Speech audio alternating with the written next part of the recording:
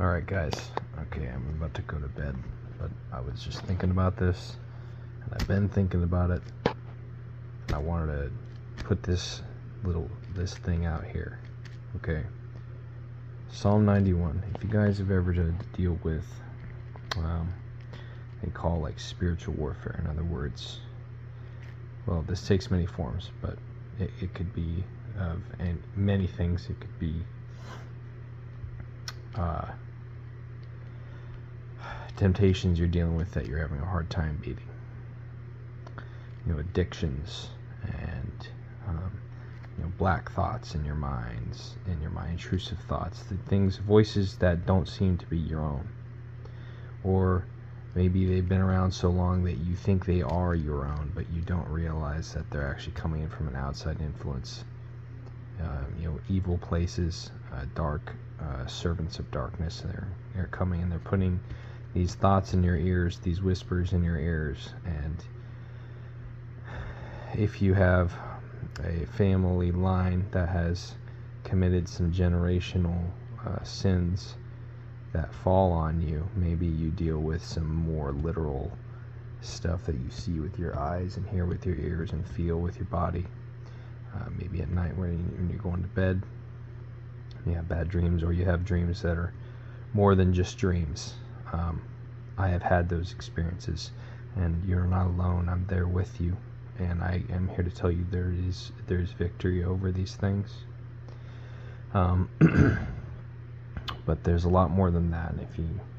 I know I've heard many stories online and of people that I've talked to in person. There's a lot going on the spiritual side actively right now. That veil is getting thinner, and people are dealing with this. So people have this thing of spiritual warfare. What is that? Well, it's the same thing it's always been. Okay, just because the threats are a little more in your face now doesn't mean anything has changed. Okay, the stuff we have always dealt with, I'm going to categorize it into two things. I'm going to say it's pride and fear. Okay, these are the things that have always brought destruction upon men. These are the things that have always been used to hurt us. Okay, guilt and shame are in there too, but these are controlling tactics. These are little handles on our little spiky collars that they steer us around with. Okay, but the thing is, with God, there's no fear, right? In the New Testament, it says, "He who fears has not been made perfect in love, because perfect love casts out fear." Those are the words of Paul, and I know that some people don't fully agree with the Paul literature as being fully doctrinal, and that's okay. I do find it a good summation of the things we find in the rest of the Bible, and very helpful reference to speak of when explaining some of these ideas. He spoke on them well, even if you don't believe he was directly inspired the way the Old Testament writers and the Gospel writers were. He still speaks on them well, and there is much wisdom to call upon through that. But anyways, so here's the thing about fear, guys. God is really serious about the fact that you don't need to fear. Okay? Whether fear of your salvation not being legitimate, or doubt that God really loves you as much as he says.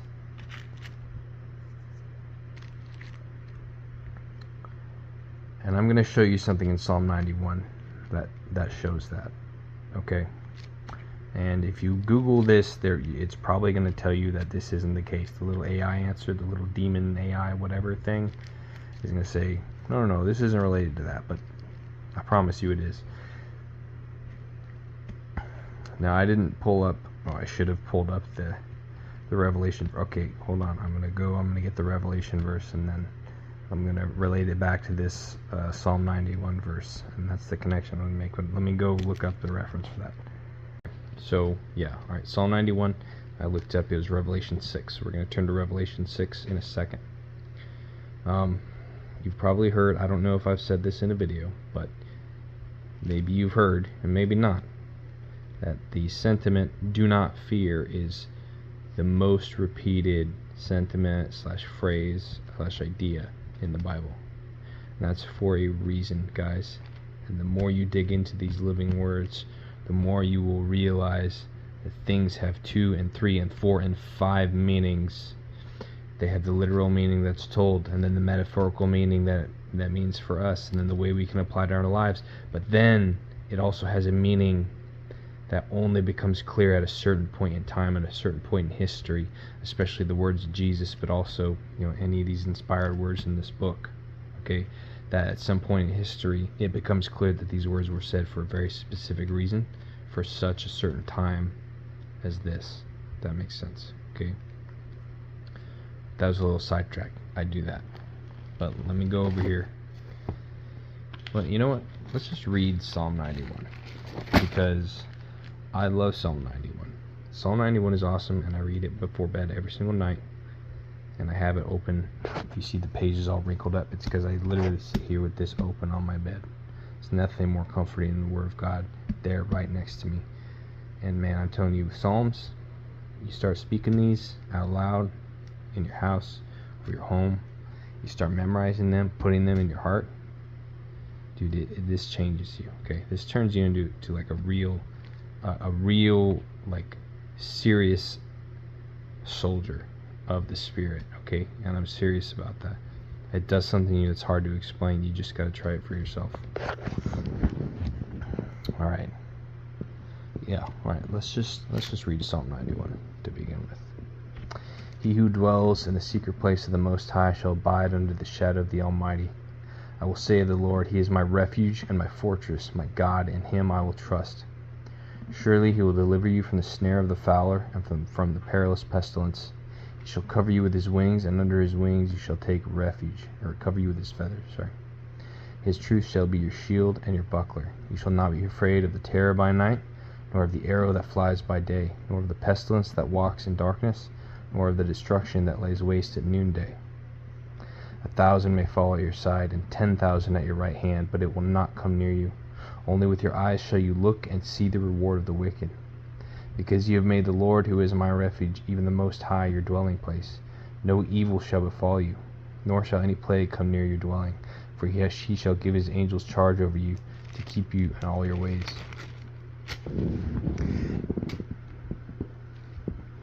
Bugs. In their hands they shall bear you up, lest you dash your foot against a stone.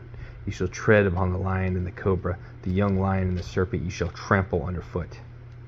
Because he has set his love upon me, therefore I will deliver him. I will set him on high, because he has known my name. He shall call upon me. So these flies are landing me. He shall call upon me, and I will answer him. I will be with him in trouble. I will deliver him and honor him. With long life I will satisfy him and show him my salvation.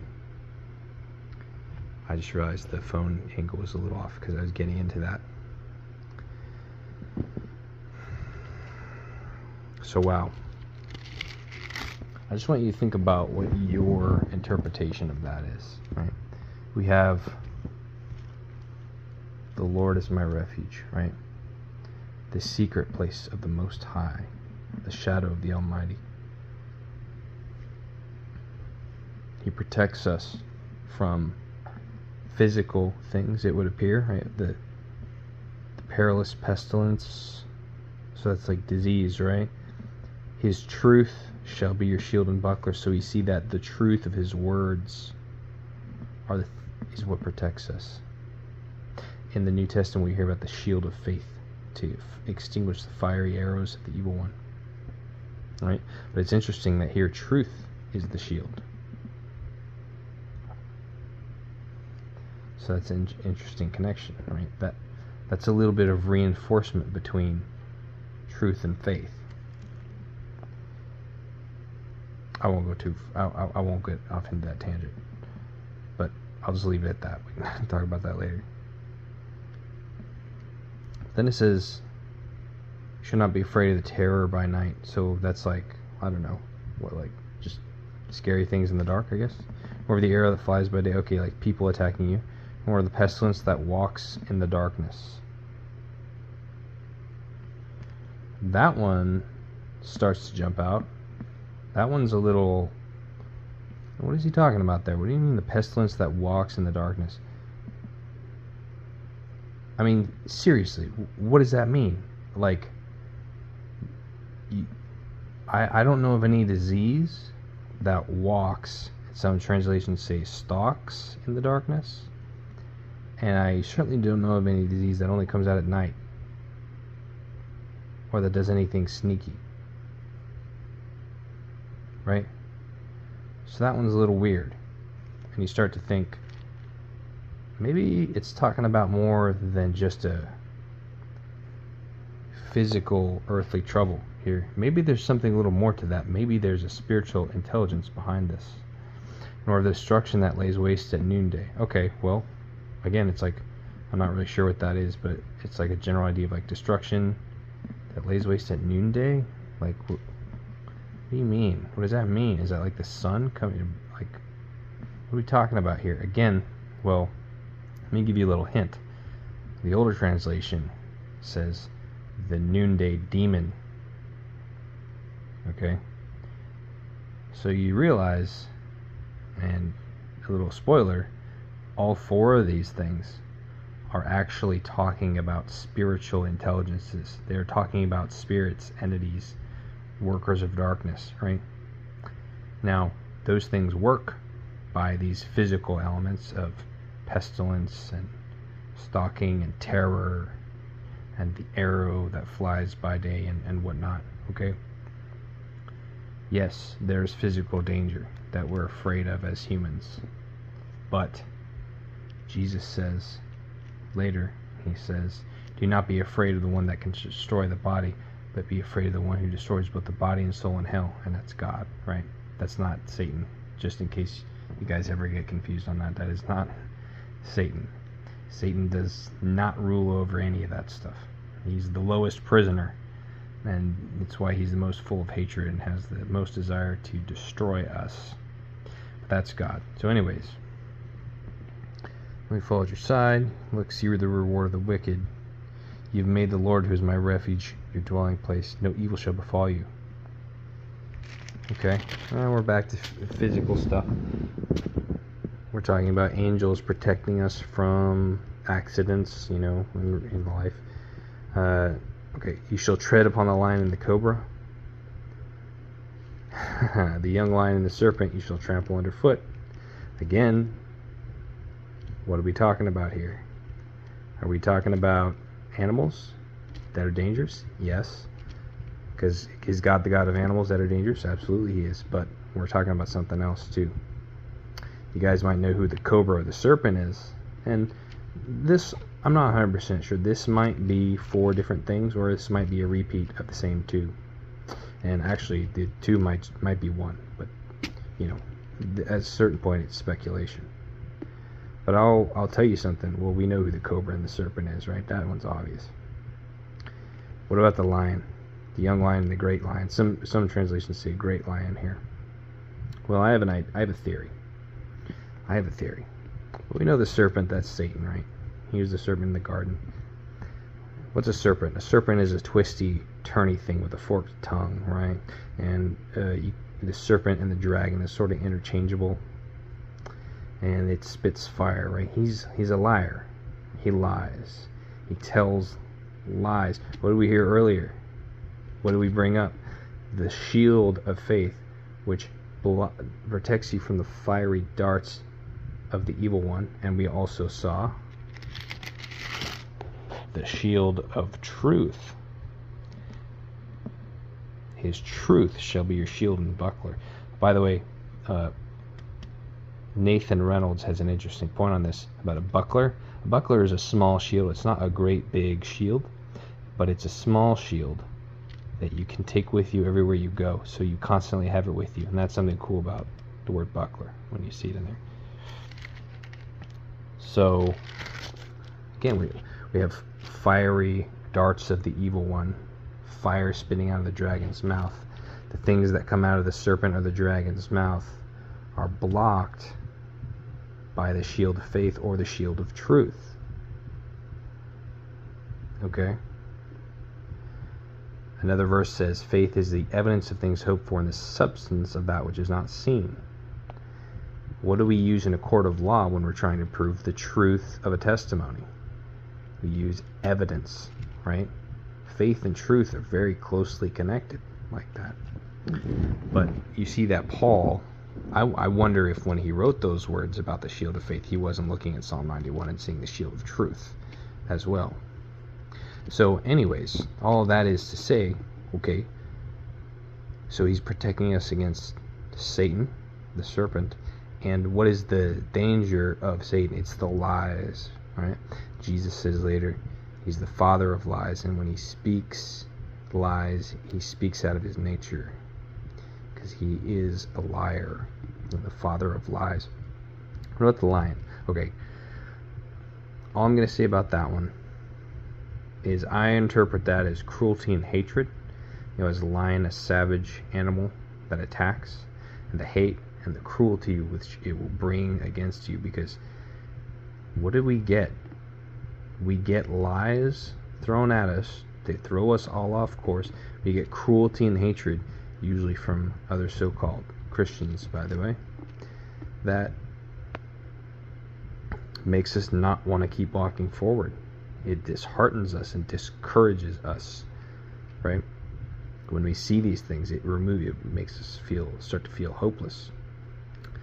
We lose our courage. We lose our spirit. It attacks our spirit. Now this one, in terms of a name, I think that one's Ishtar, or Asherah of the Old Testament, one of the false gods that people would worship, that the Israelites would worship, and she was represented by a lion. And there's a lot of connecting mythologies of like Ishtar and Asherah and Isis and Echidna and even Medusa are kind of all probably the same being, known by different names, and they're represented by different things. But that lion shows up in a lot of places connected to that. So that's my idea there. So, man, we're getting so deep already, and we haven't even gotten to the meat of the thing I'm going to say about Psalm 91, but I'm telling you, I love Psalm 91. There's so much here. This sums up this is the battle. This is the battle brief right here. This is the 5-paragraph order if you're a military nerd, okay? This is the freaking brief that you get before you go into battle, because this is the whole deal right here. And there's my elbow's getting tired. Leaning on. There's a whole lot of how much battery I have on my phone. We're good. Okay, 78%. There's a whole lot of other psalms that are awesome too. Psalm 23. The Lord is my shepherd, I shall not want. Yea, though I walk through the valley of the shadow of death, I will fear no evil, for thou art with me. Joshua 9, be strong and courageous. Do not be discouraged, do not be afraid, for the Lord your God is with you wherever you go. All types of stuff. Okay, Psalms are awesome. I freaking love Psalms. Okay, anyways. So how many, did you think that Psalm 91 was talking about all this stuff? Man, tell me if you did, but I think most people probably don't when they read through this. They read it like, oh, that's comforting. Oh, yeah. What about later, when Jesus is tempted by Satan? I don't have that reference pulled up, but I think a lot of people know this story. When he's tempted by Satan in the wilderness, and Satan comes along and quotes Psalm 91 against Christ. He quotes Psalm 91 to trip him up. He says, it is written, they shall bear you up, lest you dash your foot against a stone. And Jesus says, it is written, thou shalt not put the Lord thy God to the test. Right? When he told him, if you really are the Son of God, then throw yourself from the cliff. Oh man, I'm getting a little bit fired. I shouldn't be getting this fired up before bed, but I'm telling you, I love Psalm 91. Okay. Oh man. Okay, so let's just recap. Let's recap. We're almost to the end of the song, but let's recap. So what do we got here? I trust God. He's my refuge and my fortress. I'm delivered I'll be honest with you, I haven't figured out what the Fowler is yet, what the second and third meanings to that is yet. But I have a hunch there is something, because that's a bit of an odd one. Somebody that catches birds, you know, out of the air. It's interesting. But I think that's what the Fowler is, or maybe like the snare to trap. I don't know. Pestilence. He's going to protect us from the earthly thing, disease, and war, and nighttime, hidden nighttime scary things, physical. Okay, but we also have fear. He's going to protect us from fear, right? He says, you shall not be afraid of the terror by night. These are the main four I'm going to come back to. So we'll glaze over those for now. He's going to protect you from the fate that befalls people who do not trust in him, right? Nothing will come near your dwelling. Your house will stand, okay? We have, and then we start to get a little deeper over here when we start to say, oh, he's also bringing in references to spiritual entities that people would have known back in the time when this was written, right? Ishtar and the cobra, Satan, right? The serpent and the lion. Okay. Whew. All right. Because he has set his love upon me, therefore I will deliver him. I will set him on high because he has known my name. He shall call upon me, and I will answer him. I will be with him in trouble. I will deliver him and honor him. He saves us from dishonor. He delivers us from trouble. With long life I will satisfy him, right? And show him my salvation. Oh. That keeps getting tired. I took melatonin, by the way, so I'm drifting off a little bit, but we're gonna get through this. Okay. Show him my salvation. So he rounds it all off with the biggest thing he saves for last. He comes in and says, I will satisfy him, honor him, deliver him, and show him my salvation. In other words, you will be with me in paradise. The thief on the cross. I will give you the greatest of all things, right? Which is your salvation. And I will tell you that the biggest thing that any of these forces will try to attack is your confidence in your salvation. That is why Psalm 91 is the brief. He tells you, these are the enemies. I will deliver you from them. They will not be victorious over you, and you will have salvation. These are your marching orders. All you have to do is trust me, wear my name upon your lips, and say that I am your refuge above other things. Do not take safety in the things of man. Take safety in the things of God and the promises of God, and I will give you my salvation. If you do that, you can trust that that is what you will get, regardless of all these other things.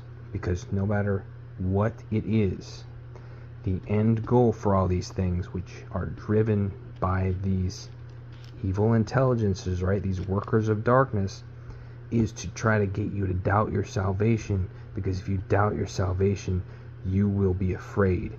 And if you are afraid, you will start to trust in the things of man over the things of God.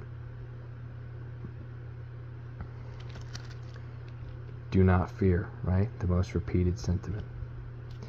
Now, okay, I think I made the main point, which is that the marching orders, Psalm 91. Anyone who has ever experienced any type of spiritual warfare in any sense, whether it's bad dreams or things that you see, some people see, they have a sort of a third eye that's open because they have maybe messed with some things they shouldn't have messed with in the past, and then they renounced that stuff and they came to Jesus, but some of that stuff stuck around, okay? Or maybe you have generational stuff that is not of your doing, but you have to deal with it. Whatever it is, these are the marching orders. Come to Psalm 91 and you will understand the battle because you are in it, okay? Do not think that you are not in it, because you are. How do you know who is a soldier and who is not a soldier? It's easy, right? Go to the battlefield. Who's there? Who's getting attacked and who's attacking back? So whether you like it or not, you're a soldier because you're getting attacked, right? It's time for you to put on your armor and start hitting back. We can do this. We were meant to do this. This is what we're supposed to be doing, okay?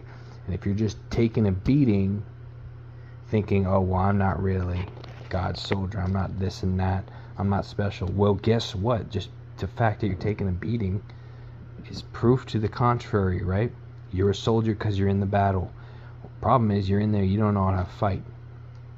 How do I know? Because, man, that was me for a long time, okay? I'm not speaking to you from a place of judgment. I'm speaking to you from a place of experience. Okay. Now I'm going to bring this home with the whammy, right? So back to the 4 I said I was going to visit. The terror by night. That's a spirit, right? The arrow that flies by day. That one sounds more physical, but look at the 4 things it's among. Let's just say that's a spirit, because it would be weird for it to stick out in the middle of these 4 and being the only one that's not a spirit. Pestilence that stalks the darkness, that's a spirit. Destruction that lays waste at noonday, or the noonday demon, that's a spirit. So we're going to see the arrow that flies by day. We're going to see that one's a spirit too. And there's a big connection to where it's going to be more than just me saying that. That shows it. Alright. Let's go to Revelation 6. I hope you guys are still with me.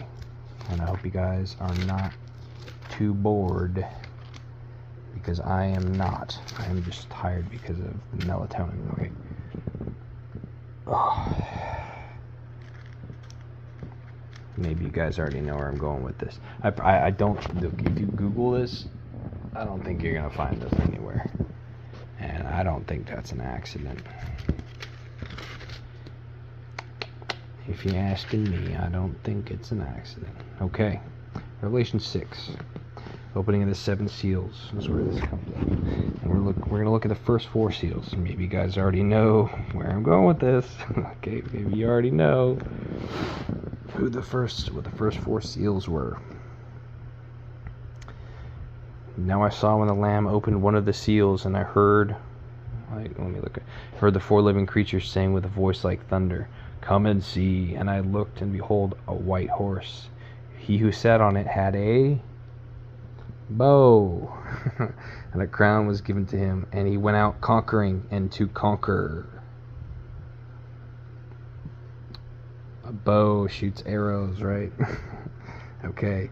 When he opened the 2nd seal, I heard the 2nd living creature saying, "Come and see." Another horse, fiery red, went out, and it was granted to the one who sat on it to take peace from the earth, and that people should kill one another, and there was given to him a great sword. When he opened the 3rd seal, I heard the living creature say, "Come and see." So I looked, and behold, a black horse, and he who sat on it had a pair of scales in his hand, and I heard a voice in the midst of the 4 living creatures saying, "A quart of wheat for a denarius, and 3 quarts of barley for a denarius, and do not harm the oil and the wine." You guys like Johnny Cash? Alright. And the 4th seal. When he opened the 4th seal, I heard the voice of the 4th living creature saying, "Come and see." And so I looked, and behold, a pale horse, and the name of him who sat on it was Death, and Hades followed with him. And power was given to them over 1/4 of the earth, to kill with sword, with hunger, with death, and by the beasts of the earth. So, we're going to go into the spiritual talk real quick. Going to get too deep into it now, but we know that there are principalities, right? That there's a rank structure in the forces of darkness, just as there is a rank structure in the angels and the forces of light, right? Just as there is in the authorities on earth that God set up. There's no authority that God is not over, right? On the earth, even though they're full of evil people. He raised them there in order to sanctify the believers, right? We can talk about that at another time, but these are some of the highest principalities that work the forces of darkness, right? Who is it? Conquest, war, famine, and death. The four horsemen of the apocalypse. You've probably heard this idea before somewhere, right? They're popular in media and fiction and whatnot, but this is not fiction, my friends. This is real. Conquest with the bow, war, the fiery one, right? That lays waste and brings destruction. Famine, scarcity, right? And death. So what are they? Say them. Say them. I'll know if you don't say them. Okay. Conquest. In other words, dominion of the ways of man. One man dominating another man. That's the difference between conquest and war, right? War is just sort of destruction of peace and wanton destruction, if that makes sense. So you have conquest, war, famine, and death.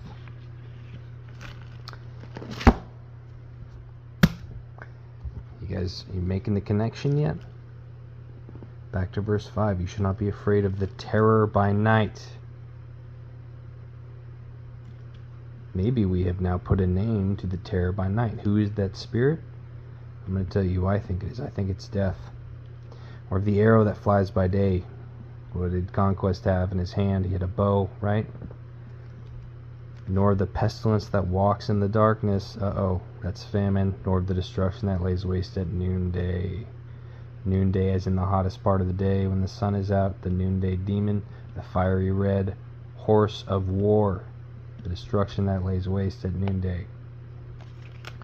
What we literally have here, guys, and why Psalms 91 is such a loaded, it's such a war brief, because he's literally telling you that the very highest forces of destruction on the earth, the highest workers of God's judgment, you have authority over them as one who takes shelter in the Most High. Literally, what is this, man? Like, seriously, what is this?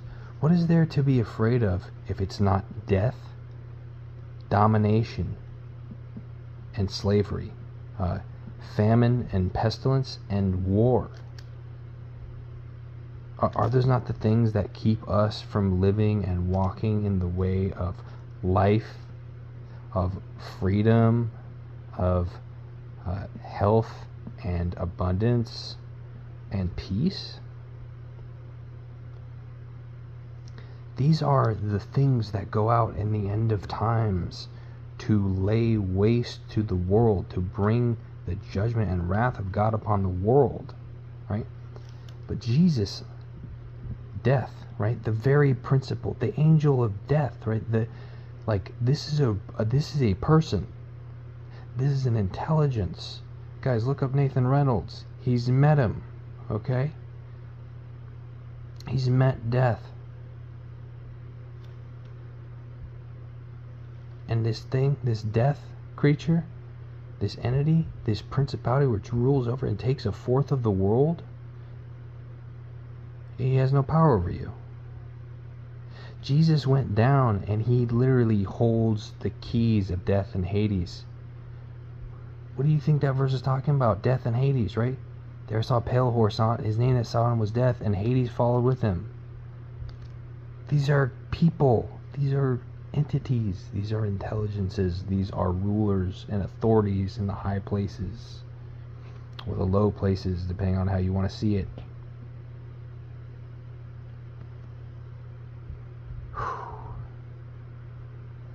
This, I love Psalm 91. Was that like the 10th time I've said it? This is incredible, man. Literally by the word of our mouth, the speaking of the truth through God's word in our heart that comes out of our mouth. By that, by taking refuge in the truth of God, these things have no power over us. So that then when they come along and they hurt us and they do whatever and they cause suffering, now we're just like, well, that's just for our sanctification. I'm not afraid of this. This is just part of the deal of this short life, and then when it's over, salvation is secure. Now, Paul says later we should walk out our salvation with fear and trembling. But that's fear of God, right? That's fear of God. And man, that word fear gets so perverted in the translations, and it's all a working of the enemy. But you're not supposed to be afraid of God as you would be afraid of someone who's mentally unstable on a bus, right? That you don't know what he's going to do. He's unpredictable and he could harm you. Or you might be afraid of the bus driver who's incompetent and he might accidentally harm you, because God is not incompetent and he's not unpredictable and he's not unstable. He tells you everything he's going to do, and he promises he's going to do it, and he's always done everything he's ever promised to do.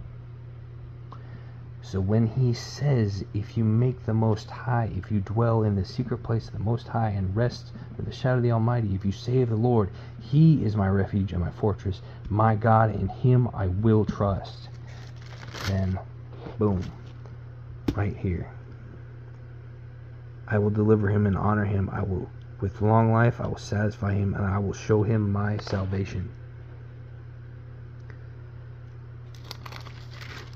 Spiritual warfare is all about the voices that are going to try to shake your confidence in the salvation of your eternal soul.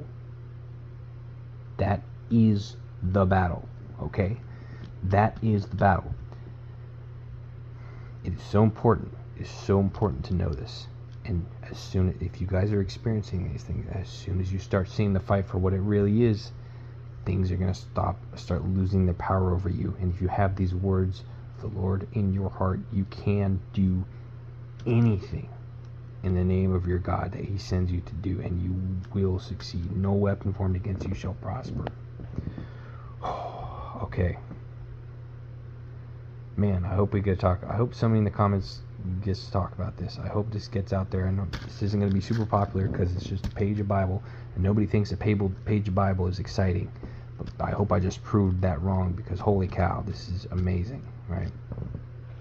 But this book is full of life, guys. Open it up and just start checking it out, okay? Get excited to read your Bible. This is the sword. Sharpen your sword, man, because we're going into battle. We're already in battle like crazy. And we're getting freaking our lunch eaten because we don't even know what the battle is. We don't even know the rules of engagement. We don't even know the freaking marching orders or the brief, right? We got no intel. So, all right. Time for me to go to bed. The Lord bless you and keep you. The Lord make his face shine upon you and be gracious to you. The Lord look on you with favor and grant you peace. Amen.